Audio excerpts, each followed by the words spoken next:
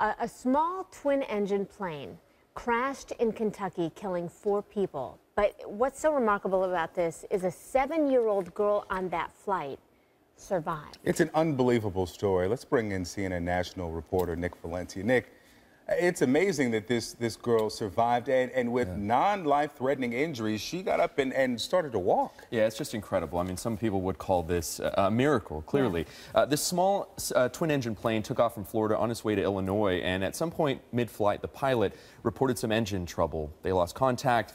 Now, this 7-year-old girl walked 3/4 of a mile through very rugged terrain. Larry Wilkins was at home, fortunately, 71 years old. He says his Dachshund started barking at the door. He was on his way. He had just finished watching local news, on his way to the computer to check Facebook, when he goes to the door and he opens it, and he says this is who was behind it. I went to the door, and there was a little girl, about 7 years old, crying. Not bad. Her lip was quivering pretty good.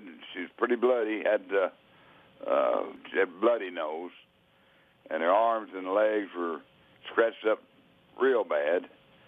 And she told me that her mom and dad was dead. Just incredible. 4 people died in that plane crash. A 7-year-old girl luckily made it out alive. He said that when she showed up at the door, guys, she was barefoot. She had 1 sock on, dressed for Florida weather.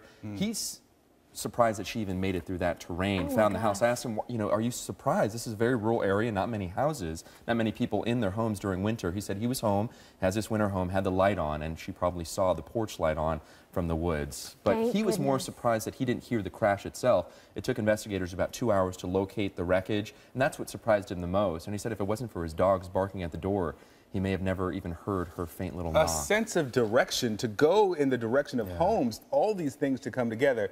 No wonder people are calling this a miracle. Yeah, and he said that it was really difficult for him to sort of make out what she was saying. She was in shock.